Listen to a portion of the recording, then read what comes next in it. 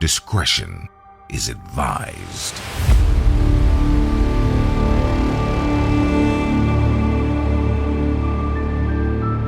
This is 10-Minute Murder.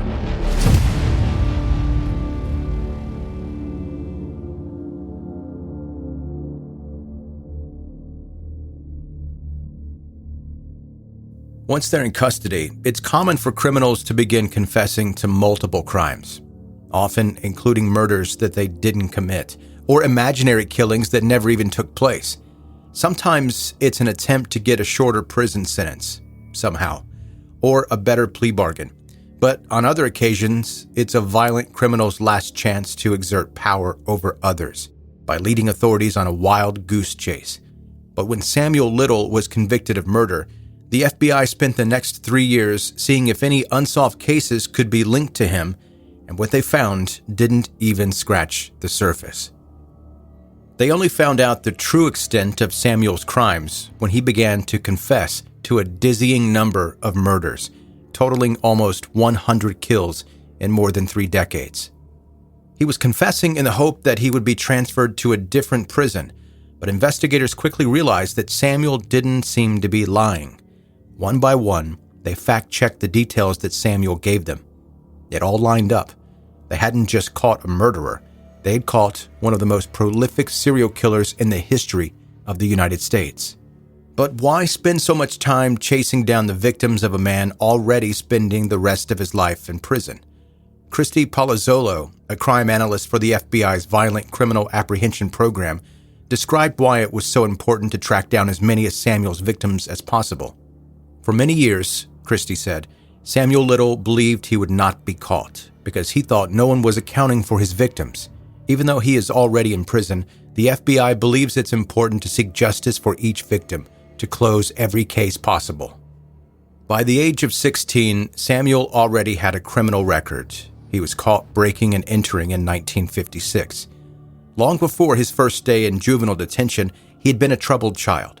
The details of his early life are fuzzy, and all the authorities have to go on is what Samuel himself believed about his upbringing. He told investigators that his mother, Bessie, had been a teenage prostitute. From the details investigators were able to find about Bessie, they came to believe that Samuel might have been born while Bessie was in prison. The first time Samuel fantasized about choking and strangling women, he was 5 or 6 years old. One day, he saw his kindergarten teacher touching her own neck, and he immediately began to imagine strangling her. From then on, he was obsessed. In his teenage years, he started a collection of true crime newspapers and magazines, but only the issues containing stories about women being strangled. Samuel's behavioral issues escalated as he aged, and by the time he was incarcerated at 16 years of age, he was at a breaking point. From then on, he hopped between different jobs, moving from state to state. The more times he relocated, the longer the list of crimes that followed him: fraud, armed robbery, shoplifting, assault, and rape. By early 1975, he had been arrested in 11 different states on 26 separate occasions. In 1982, Samuel was arrested yet another time, and this time his arrest was in Mississippi, where he was suspected of murdering Melinda Rose LaPree, a 22-year-old woman who had recently gone missing. Even though Samuel wasn't indicted for Melinda's murder, he was extradited back to Florida during the investigation to be tried for a different murder. Patricia Ann Mount was a 26-year-old woman who had been killed by an unknown assailant, and her remains had been found in September 1982, the same month that Melinda LaPree had disappeared. In court, Samuel was positively identified by witnesses who had seen him with Patricia on the day that she went missing. However, the testimonies were ruled to be untrustworthy. Shortly after being acquitted for Patricia's murder, Samuel moved to San Diego. He kidnapped and strangled another young woman who managed to survive the attack, leading to Samuel being arrested once again. Less than a month later, police found Samuel with a badly beaten and unconscious woman in the backseat of his car. He'd carried out the attack in the exact location where he'd tried to kill his last victim. For both attempted murders, he was sentenced to less than 3 years of jail time. Straight after his release, he moved to LA and killed 10 more women. The arrests weren't stopping him. They were just slowing him down a little bit. Despite the fact that Samuel wasn't stopping, the next arrest came decades later, in late 2012. At first, he only faced charges related to narcotics, but technology had advanced since the last time that Samuel spent time behind bars. Through DNA testing, he was connected to 3 unsolved murders that had taken place in Los Angeles during the 1980s. The first murder was that of Carol Alford, a 41-year-old woman who had been killed in July of 1987. Her half-naked body was found dumped in an alleyway after she was strangled to death. DNA samples were collected from under her fingernails, where she had scratched at her attacker's skin, as well as from her underwear. Both samples were a match to the same man, Samuel Little. The second woman, 46-year-old Guadalupe Apodaca, had been strangled to death and sexually assaulted before her body was left in an abandoned shop. Samuel's third suspected victim was 35-year-old Audrey Everett.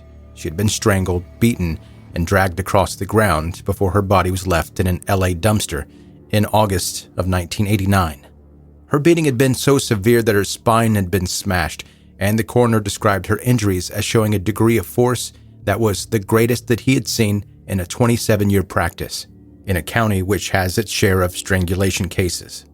The more that investigators looked into Samuel Little's life, the more crimes they suspected he had been involved in. Within 2 months, California police announced that Samuel was now believed to be involved in more than 30 murders. There were some similarities. Most of his victims were women of lower socioeconomic status, and there was proof that most had been strangled to death. However, Samuel didn't seem to discriminate by age. He had picked up his victims in a wide array of locations before disposing of their bodies in abandoned buildings, bodies of water, secluded roads, vacant houses, or empty fields. In September of 2014, Samuel went to trial for the murders of Linda Alford, Guadalupe Apodaca, and Audrey Everett, who were all killed between July 1987 and August 1989. With a combination of reliable witnesses and DNA matches found at the scenes of the crimes, he was found guilty, receiving a sentence of life in prison without parole. During the sentencing, Samuel insisted that he was innocent, but only just a few years later, his story of innocence began to change. In 2018, the confessions began, and they kept coming. By November of 2018, Texas sheriffs announced that Samuel had credibly confessed or been linked to over 90 murders, which took place over 35 years in 14 different states. Despite giving incredibly detailed descriptions of his victims and their deaths, where he seemed to particularly enjoy describing how attractive he had found the women he killed, there was only enough evidence to charge him with 5 additional murders. In total, he was only ever convicted of murdering 8 of the women he confessed to killing. During his confessions, Samuel explained how he picked his victims, how he chose women who were on the outskirts of society, women who were living on the streets, addicted to hard drugs, or forced to work as prostitutes. They weren't crimes of opportunity for Samuel. Instead, he was cherry-picking women who he believed that nobody would miss. He believed that by selecting his victims in this way, he was making it harder for authorities to track him down, or even identify that the women were victims of a serial killer. Tragically, he was right. He was only identified as a serial offender after his arrest, and most of his murders were written off as being isolated incidents. On the 27th of November 2018, the FBI made an announcement. They had been working on confirming Samuel's confessions by matching the details to missing persons cases and unsolved deaths. So far, they had been able to verify 34 confessions he had made, but their job was far from done, with more than 50 unverified confessions still remaining.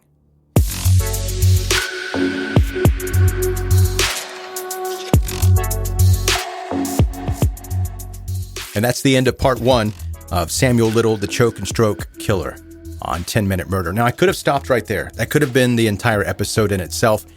However, in part 2, you're going to hear from Samuel Little himself because, like I said, the confessions didn't stop.